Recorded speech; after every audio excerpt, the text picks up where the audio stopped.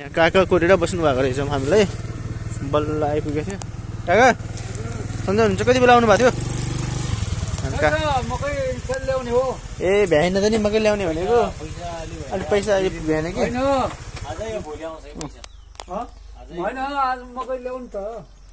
मकै ल्याउने भनेको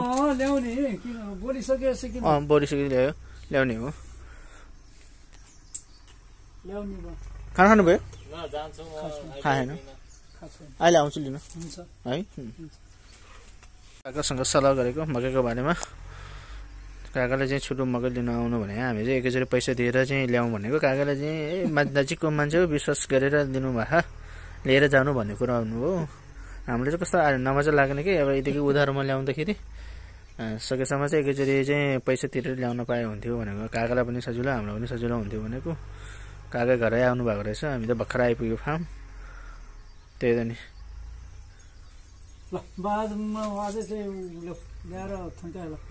हुन्छ हुन्छ हामी अहिले आउँछु जाने तपाईँ निस्किने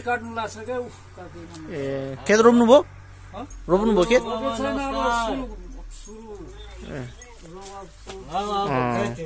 हुन्छ हामी अहिले आउँछु है हुन्छ र देखाइदिन्छु तपाईँहरूलाई होइन हाम्रो यो अहिले कति एक हप्ता जति भइसक्यो पखेटा पनि आइसक्यो सेतो देख्नु लागिसक्यो यो सारीसम्म त ठिकै छ राम्रो भइरहेछ अस्तिको लट पनि राम्रो भयो तर त्यस्तो भने जस्तो भाउ पाएन कि अब खै के हो कि कुनै बेलामा भाउ पनि धेरै हुने कुनै बेलामा हुँदै नहुने कुनै बेलामा धेरै हुने कुनै बेलामा एकदमै थोरै गाह्रो छ ल यसपालि चाहिँ अलिक थोरै नै हाले अब यो बर्खामा चाहिँ धेरै पानी परेर चाहिँ यहाँ अलिकति डुबाउनु हुन्छ अरे भन्ने कुरा गर्नुभयो त्यो डर लाग्यो कि अब एकैचोटि धेरै नलागे चाहिँ जम्मा हामीले 534 चाहिँ छोडेको यसो घाँस खान्छु भनेर आइज बाहिर आइज तिमीहरू सबै ओ निस्कि छिटो निस्कि त भाइ लो छिटो निस्किने मन जब यो बन्द गरेर राख्यो भने कराए गर्छ यसो चर्छ कि भनेर यसो बाहिर छोड्नु लाग्यो निस्किनै खोज्दैन यिनीहरू फेरि के भएको नि ओ निस्किन ओइ ल काली आज निस्कि बाहिर निस्कि त छिट्टो आयो थुनेर राखिदिन्छु फेरि अनि थाहा पाउँछ दिनभरि थुनेर राखिदिन्छु ओ लड्ने मान्छे यता आइज कुरो त लडेको होइन हिजो यता आइज फेरि काम सुरु भयो बुङ्गुर धुने कति धेरै गो हागेर राखिदिन्छ बिहान ओहो दिमाग खराब गर्छ नि यिनीहरूले कुनै धेरै फोहोरी भएर बसिन्छ बिहान यस्तो धोइदिनु पर्छ पनि धोइदिनु पर्यो गु कस्तो हागेर राख्ने माखा हुने कि गु धेरै हागेर राखिदिन्छ माको जस्तो तर जे होस् यिनीहरूले एक ठाउँमा हाग्ने एक ठाउँमा चाहिँ सुत्ने जस्तो राम्रो बानी हुँदो रहेछ यो जातिको चाहिँ जे होस् यो चाहिँ हाम्रो दुईवटा पोती हो माउ राख्ने भनेर यो यिनीहरू चाहिँ यो दुईवटाको चाहिँ प्लानिङ गरिरहेको छ माउ राख्ने भनेर के हुन्छ अब राम्रो हुन्छ हुनु पनि यो हाम्रो यो भालेहरूको लागि भालेहरू एउटा खसी हो यो चाहिँ खसी यो चाहिँ भाले हो हामीलाई एउटा कुरा बताइदिनु होस् सम्पूर्ण साथीहरूले एउटै उमेरको यो भाले र यो माउहरू के भन्छ अरे ब्रिडिङ गर्न मिल्छ मिल्दैन अनि बच्चाहरू कसरी निस्किन्छ राम्रो हुन्छ कि हुन्न एकचोटि हामीलाई कमेन्टमा पनि यसो भनिदिनु होला है केही सुझावहरू दिइदिनु होला हामीलाई त्यति नलेज पनि थिएन अब एउटै उमेर कसैले भन्छ अब एउटै उमेरको हुँदैन अरे भन्ने हुन्छ बच्चाहरू राम्रो निस्किने अरे भन्नुहुन्छ के अरे हो कि होइन त्यो त अब थाहा छैन हामीलाई चाहिँ यो चाहिँ भाले हाम्रो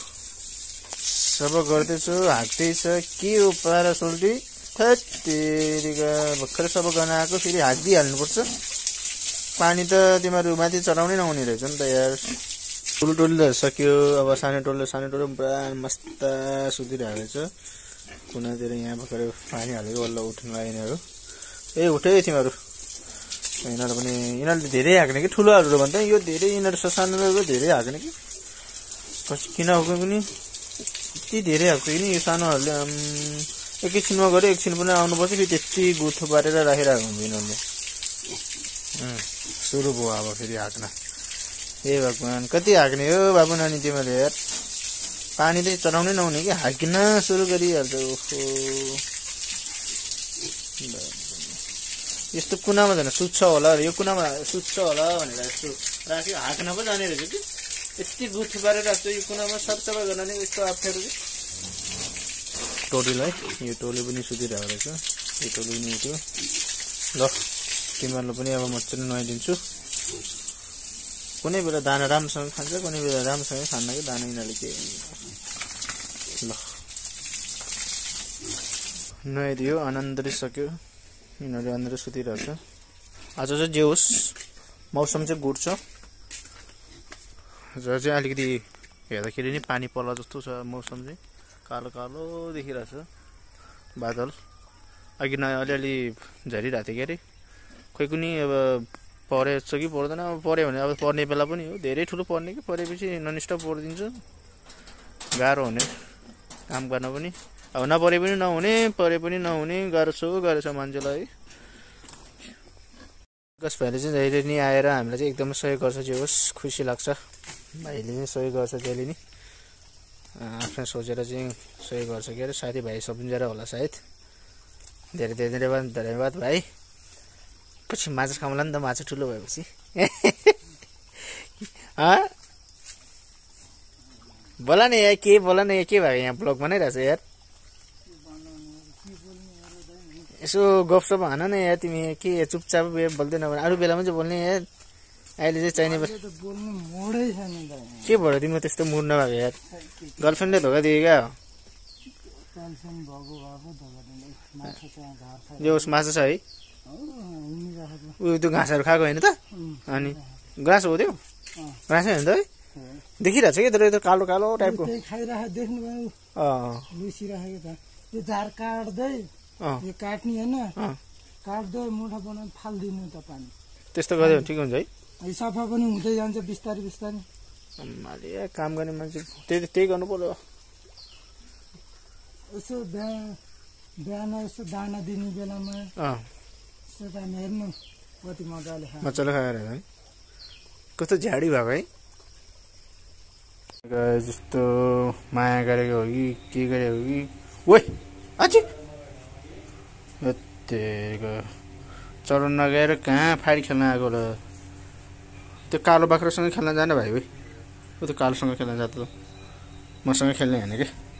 त्यो कालोसँग खेल्ने हो कि आमा के बित्ति बल लगाएको हो आछि आछि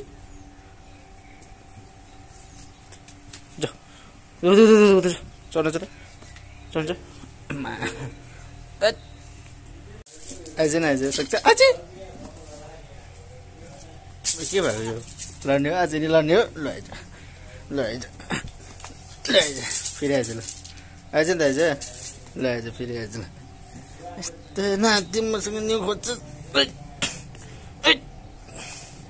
बाख्राले सकाबै पार्यो यहाँ अम्बा आमिलो त्यसपछि सुन्तलाको बोट होइन त सबै खाएर सकाबै पार्यो अब यसो बारपेर गरौँ कि भनेर यो एउटा त हिजो अस्ति बारेको अब यो सानोहरू अनि यो त ठुलो सबै बार्नु पर्ने भयो घाम नलाए पनि कस्तो गर्मी भएको त्यो त्यसमा रेडी पार्यो अब सकिन्छ बिस्तारै हामी चाहिँ फाइनली मकै चाहिँ ल्याइसक्यो अब मकै चाहिँ कति बिहान त्यो बाजेले 2 क्विन्टल हुन्छ भन्दै थियो अहिले नाप्दाखेरि चाहिँ 2 क्विन्टल 30 केजी भयो टोटल चाहिँ यो चाहिँ एकैचोटि मिलमा ल्याएर चाहिँ एकैचोटि पिसेर चाहिँ लिएर जाऊँ कि भनेर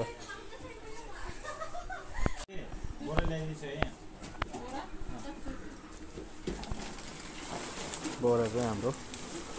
मकै हाल्नको लागि त्यो अब खोइ 5 बोरा मात्रै ल्याएको छ कि अब मकै त 2.5 क्विन्टल भन्नु पर्यो हुन्छ कि हुन्न